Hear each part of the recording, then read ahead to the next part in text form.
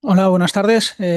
Lo primero, agradeceros a todos, a Juan Jesús, a Miguel, a Carlos, por invitarme a estar aquí. Siempre me siento un poco abrumado, ¿no? Al estar acompañado entre tantos buenos compañeros de profesión y de maestros, ¿no? Que todo lo que se ha dicho pues es sumamente interesante. O voy a exponer una parte que me temo un poquito más aburrida, no es tan amena o interesante como a los que trabajamos en el mantenimiento, como son ejemplos, ¿no? Y la parte de investigación. Eh, pero bueno, intentaré que sea lo más informativo y ameno que puede ser. ¿Vale? La idea es tratar de plasmaros un poquito la vigilancia, la vigilancia de los puentes ferroviarios, en qué situación estamos y sobre todo los nuevos avances que queremos hacer, ¿no? Unos cambios que estamos haciendo. Y para ello yo creo que es fundamental, para entender dónde estamos y hacia dónde queremos dar el siguiente paso, es fundamental conocer la historia, todo de dónde venimos, ¿no? Yo creo que es importante saber por qué vamos a cambiar, porque hay cambios en nuestro entorno. ¿Vale? Lo primero es tener una idea del parque de puentes que estamos manteniendo en Adif. Ahí tenemos las tres clases fundamentales: los puentes de red convencional, los de RAN, que están integrados dentro de los de red convencional, que serían los de ancho métricos, la que conocemos como FEDE, y luego también las de alta velocidad. Los cambios que ha habido en esas redes, en toda la historia, ¿no? del ferrocarril, la podemos ver en las siguientes tablas. Que, bueno, aquí tenemos representados pues, todos los puentes que tenemos y en función de intervalos de luces, ¿no? Ahí podemos interpretar ya que hay un incremento, una desviación de la curva de las frecuencias de luces en los que son de la red de alta velocidad hacia la derecha, pero bueno, viendo estos otros parámetros aquí, lo veremos un poquito más claro. ¿Vale? Vemos tanto que las columnas verde van creciendo en los tramos de 10, 25 y 25 y 50, ¿no? Por lo tanto, ya podemos ver, en esta imagen es bastante clara, ¿no? Dos grandes estructuras, cómo de una generación a otra ha evolucionado, eh, y cómo han cambiado las características. El servicio ferroviario es el mismo, pero, pero han cambiado ciertas propiedades. Una, en cuanto a la luz máxima del vano. Vemos que hemos incrementado de los 15, la luz media que había en el parque de los de red convencional, 16 en el DCB, han pasado a los 19, ¿no? Hemos aumentado en torno a un 25% las luces de los vanos. Y luego, por otro lado, la longitud de los puentes. Asociado además esto no solamente a la longitud en sí del puente, sino a las vigas continuas, que ahora también se ejecutan con más frecuencia. Y hemos visto cómo se ha duplicado, ¿no? Se ha duplicado la longitud de los puentes, de las redes tradicionales a las de alta velocidad. ¿Vale?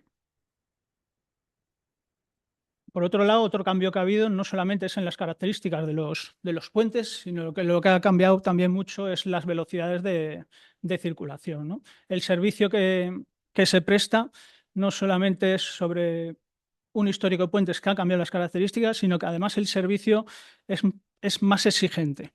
Estamos sosteniendo puentes, con los mismos puentes estamos sosteniendo circulaciones, con los nuevos puentes estamos sosteniendo circulaciones al doble de velocidad, y por tanto creo que se ve claro que ha habido un cambio tanto en las características de los puentes como en la explotación ferroviaria, que hace necesario pues, que seguramente en la vigilancia de los puentes tenga que haber también cambios. Las técnicas que se han estado utilizando hasta ahora, pues las debamos adecuar las nuevas circunstancias. Podemos ver un paso atrás de la cronología en cuanto a las normativas. Vamos a mencionar los hitos, vamos a marcar hitos en cada una de las normativas en las que se definen los puentes de diseño de los puentes ferroviarios. Pero vamos, fundamentalmente, dentro de esos hitos, nosotros lo que nos debemos o quiero fijarme en esta exposición es en la parte de vigilancia, ¿vale?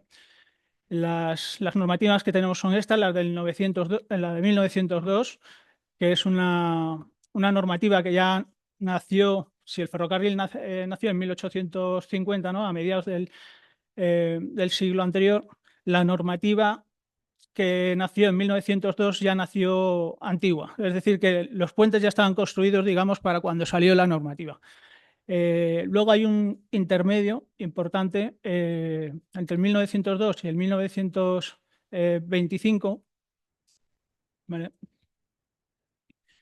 En el que es una especie de hueco en que, como la normativa de 1902 era insuficiente para poder dimensionar los puentes. Esta época era la época de las compañías, en que las propias compañías compraban sus trenes y veían que los puentes que estaban construyendo no eran capaces de soportar los nuevos trenes que estaban contratando y llevando, ¿no?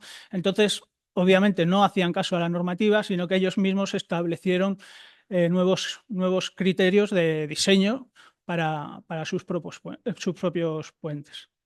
Bueno, podemos ver en la imagen anterior cómo eran esos primeros puentes de la primera generación. Un ejemplo, solían ser puentes hiperestáticos, eran unas cuantías pues, adecuadas a las cargas que tenían entonces y muy ligeros para las luces un poco grandes, usaban estructura metálica. En el 25, ya a partir de aquí es cuando ya se empiezan a construir puentes conforme a norma, ¿vale? Ya la norma es la que constituye el criterio para poder diseñar los puentes. La normativa del 25 se debe, gracias a Domingo Mendizábal, que fue también partícipe como trabajador o vamos, como ingeniero dentro de una de las compañías, el que establecía esos nuevos criterios para los nuevos puentes que ya están construyendo, ¿no? Se traspuso totalmente su trabajo en la instrucción, y las siguientes evoluciones que tuvimos del 56 prácticamente es una transcripción de la normativa del 25. ¿Vale? Esta es una buena imagen de un poco de esa época, ¿no? De los puentes metálicos, el puente de la derecha está fuera de servicio, ahora creo que ha sido recientemente catalogado como bien de interés cultural, y el de la izquierda es el que está en servicio.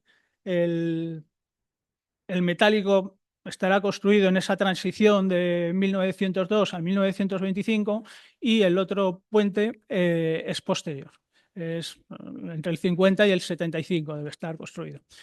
Es curioso porque el puente antiguo tiene el doble de luces que el puente nuevo, ¿vale? Se redujeron las luces, fue unas actuaciones muy habituales. Se empezó a dejar de construir puentes metálicos, y se empezó a usar más frecuentemente el hormigón armado con la solución tipo Pi, muy habitual.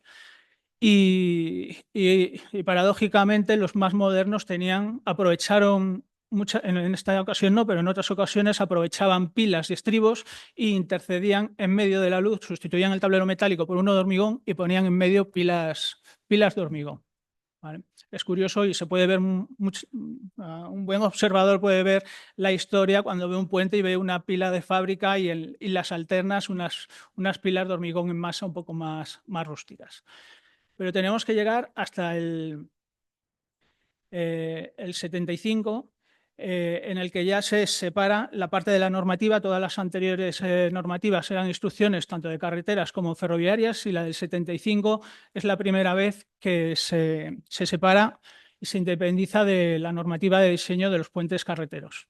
La instrucción del 75 es la primera IAP 75 y APF 75, y bueno, esto es ya de la época la transición es una buena imagen de la transición entre la normativa antigua de los puentes del 25, incluso de esa transición en 1902 a 1925, en el año 76, cuando se hizo la renovación del puente, en que se pusieron unos puentes nuevos, también metálicos, pero ya dejó de ser hiperestático, ya se convirtieron en vigas biapoyadas y con acero laminado y uniones soldadas, ¿no? Eh, en 2005 ya aparece la primera instrucción en la que se menciona la vigilancia. Hasta ahora, todas las anteriores instrucciones, luego lo vamos a ver, no se hace, no se menciona, o se menciona, sí se mencionan en las últimas, la vigilancia, pero se pasa un poco por alto y son simplemente eso, una mera mención. En el 2005 ya sí aparece una norma de inspección explícitamente para el mantenimiento de la vigilancia y el mantenimiento de los puentes, ¿no? Que es la ITPF 05, en la que sí que se mencionan una serie de actividades consistentes fundamentalmente en inspecciones básicas, en inspecciones visuales, catalogadas en distintos niveles, que son las básicas, las principales, luego un gran cajón desastre de inspecciones especiales para complementar las inspecciones principales, y también regula un poco ligeramente las pruebas de carga. ¿Vale? Estos ya son viaductos más modernos, construidos con la normativa pues, a partir de 2007, con criterios de diseño nuevo y ya con vigor de la ITPF 05, ¿no? Con sus inspecciones principales y sus pruebas de carga correspondientes o como se describen en esa norma. Luego aquí damos un salto más. Más que dar el salto, se da el pie a poder dar el salto. Habéis visto todos estos años pasados, de cerca de 175 años ya de vida del ferrocarril, todo el mantenimiento se ha basado, se ha fundamentado en inspecciones visuales. Todo en que una persona, un especialista en patología estructural, pasase de forma cíclica a ver el puente. La situación, en principio, está en que, como hemos visto, las características han cambiado mucho. Parece que igual es recomendable tratar de utilizar o aprovechar, tratar de aprovechar más técnicas que hay para poder tener un conocimiento mayor y mejor de las estructuras, ¿no?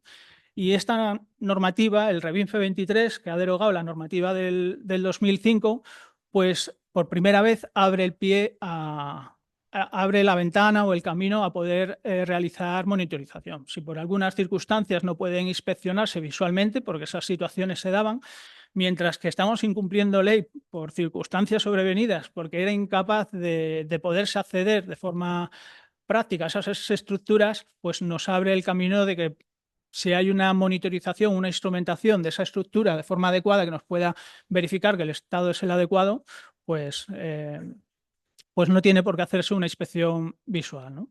Y también sirve como complemento. ¿Vale? Aquí, pues haciendo el repaso de las inspecciones de las pruebas de carga, ¿no? Las pruebas de carga en la norma del 902 no se dice nada, en la del 25 se dice que metálicos cada 10 años, en la del 56 se transcribe lo mismo, en la del 75 aparece ya la limitación de los 12 metros de luz. En el 2005, en la ITPF, nos lo pasa a mayores de 10 metros y ya regulándolo un poco más en qué deben cumplir esas pruebas de carga.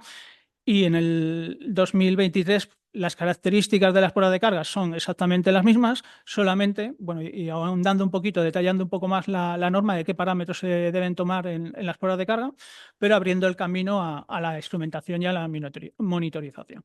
Y aquí, pues lo mismo con las inspecciones visuales cíclicas, ¿no? 1902, sin referencias. En el 25 y el 56 se deben hacer cada 2 años en los metálicos, pero sin decirte nada más. En el 75, que se deben inspeccionar todas y de forma anual, aunque no te especifica nada, no te aclara nada, simplemente te lo indica, queda a criterio del administrador como sea. Luego ya en el 2005 la regulación ya no te deja libre interpretación, o libre criterio más bien, sino que ya te regula un poco más concisamente cómo tienen que ser estas inspecciones. ¿Vale? Yo creo que la idea, yo creo que se habrá tomado todo lo que hemos dado hasta aquí, es que ha habido un cambio importante en cuanto a la historia y las características de los puentes y del servicio ferroviario, y que de la vigilancia, que siempre ha ido a detrás, o de la vigilancia del estado estructural, como pasa siempre en el mantenimiento, ¿no? Vamos como por detrás de la parte de la construcción, ¿no? Del diseño y la construcción de nuevas estructuras. Eh, el marco normativo, una idea que os quiero transmitir o en la que nos encontramos, es que existen unos eurocódigos que, aunque sean de son voluntarios, no son de momento vigentes, por lo menos también para DIF, su cumplimiento. Hay un tema importante que es la frecuencia de actualización, ¿no? Tienen un alcance mayor y la frecuencia de actualización es de décadas. Luego también estamos sujetos en las labores de vigilancia y de mantenimiento a la normativa estatal, ¿no? Que esa ya sí que es de obligado cumplimiento, el alcance ya se restringe al ámbito de España, y la frecuencia de renovación de esa normativa pues también es de décadas. Luego, pues ADIC, lo que estamos haciendo, o llevamos ya unos cuantos años desarrollando, es establecer unas normativas de ADIC que nos obligan, obviamente, al cumplimiento. El alcance se reduce a la red ferroviaria interregional que mantenemos nosotros, y lo bueno que tiene, o lo bueno, la diferencia que tiene, porque todo tiene sus pros y sus contras, es que es anual. La revisión que puede hacer es anual. La idea de estas normativas es regular las actividades que nosotros desarrollamos y entendemos que no están bien o suficientemente desarrolladas en el resto de normativas. Con todo ello, desde nuestro punto de vista, creemos que lo que habría que hacer es tratar de establecer, de priorizar los eurocódigos, ¿no? El cumplimiento, que eso fuese la referencia, el marco general al que nos centrásemos. De forma que tenemos un alcance más grande, un ámbito de aplicación mucho más grande. Eso nos ayudaría, entiendo que también a toda la industria y a todas las empresas que trabajamos, que nos facilitará tanto entrar como salir en ese ámbito. Y Y luego también eh, debemos tratar de dejar un poco la parte de la normativa estatal que no sean paralelas. Una tiene que estar sobre otra o tener una mención directa a la otra, porque el estar trabajando en paralelo lo que nos lleva es a contradicciones, confusiones y luego, lo peor de todo, en que queden en malas ejecuciones. A veces nos complicamos la vida por motivos administrativos cuando realmente si hubiese un poco de orden en la legislación o a la hora de interpretar la normativa que tenemos, pues desaparecería, ¿no? Eh, y la idea, pues, de la normativa de ADIZ, no pretende tapar las otras normativas, ni mucho menos, sino más bien tiene la idea de complementar, de desarrollar específicamente para nuestra actividad y en nuestro entorno, eh, describir, regular esas actividades. Ese menor alcance que solo que solo nos afecta a nosotros, al administrador, como esa facilidad de poderla modificar de forma anual, no cada 10 años como es la estatal o los eurocódigos, nos debería servir, o debería ser una herramienta útil para poder poner en implementación una especie como de laboratorio de las normativas que luego pretendamos subir, ¿no? Yo creo que podríamos seguir ese escalón de empezar con la normativa DIT, trasladarlo a normativa estatal y tratar de influir, trabajar en los grupos de los eurocódigos, ¿no? Y luego el trabajo que estamos tratando de hacer, como hemos visto, las inspecciones visuales se han funcionado muy bien con las estructuras hasta ahora. Ahora lo que queremos hacer es tratar de desarrollar esa nueva ventana que nos permite el Revimfe con la monitorización. ¿Vale? En ADIT tenemos como buen administrador y en los buenos tiempos que estamos, tenemos una cantidad de burocracia tremenda, ¿no? A rasgos simples, para tratar de comprender algunos conceptos básicos, debemos distinguir entre normas y procedimientos. Las normas son documentos en los que regulan cómo hacer esa actividad, técnicamente cómo se debe hacer esa actividad, y son creo que de interés general, porque pueden ser aplicables a cualquier otro administrador y de hecho son públicas. Cualquiera tiene acceso a esas normativas. Y en otro lado están los procedimientos. Los procedimientos tienen la intención de describir dentro de la organización de ADIZ cómo se deben desarrollar esas actividades, ¿vale? Por eso muchas veces habrá una norma y un procedimiento de la misma actividad, pero no cada uno recoge cosas distintas. Dentro del procedimiento específico, el mantenimiento preventivo, que tenemos un procedimiento general mayor, eh,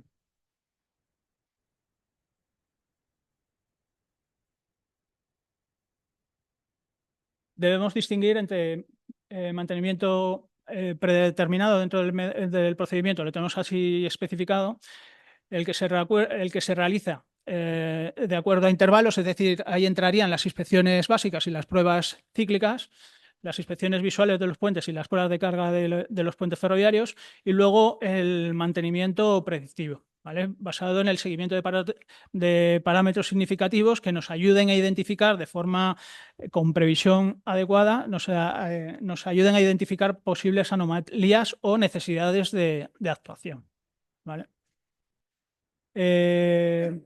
Dentro de las normativas que hemos regulado, de las actividades que estamos desarrollando dentro de ADIZ en el mantenimiento de los puentes, pues tenemos la primera, que es fundamental, es la del el inventario de obras, ¿vale? Eso es fundamental, parece de perogrullo, pero desgraciadamente hay veces que se están manteniendo cosas sin tener realmente el inventario de lo que se está manteniendo, ¿vale? La menciono. El inventario nuestro, pues esto es una pequeña representación de nuestra red con las estructuras que tenemos. Y debe ser ese inventario el que regule qué atributos tener, cómo nos estructura ese elemento que estamos manteniendo.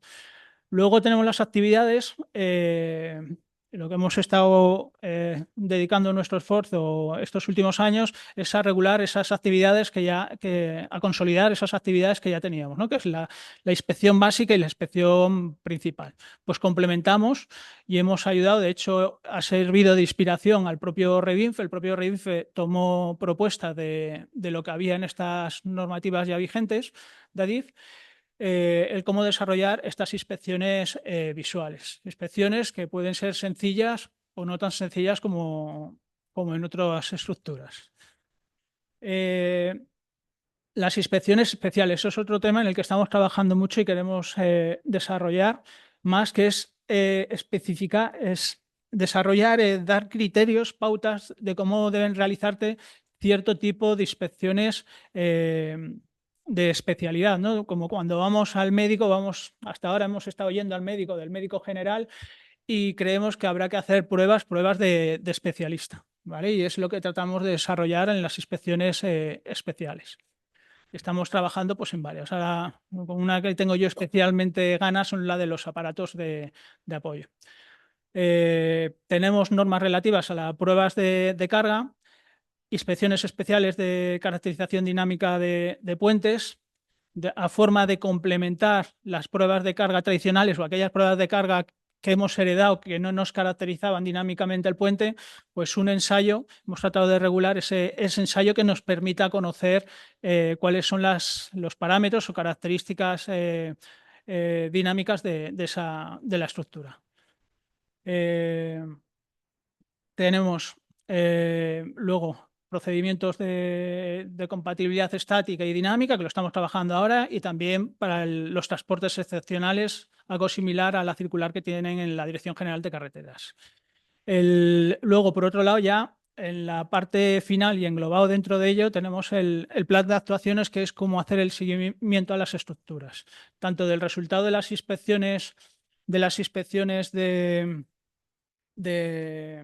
y visuales que tienen que hacer unas actuaciones, como en el sentido de hacer una vigilancia más estrecha. Es decir, somos un enfermo que hemos ido al médico general, pero nos dice que tenemos que tener unas ciertas precauciones o unos ciertos cuidados, pues eso entraría en lo que denominamos también el plan de seguimiento especial, que queda englobado dentro del plan de actuaciones de ferrocarril.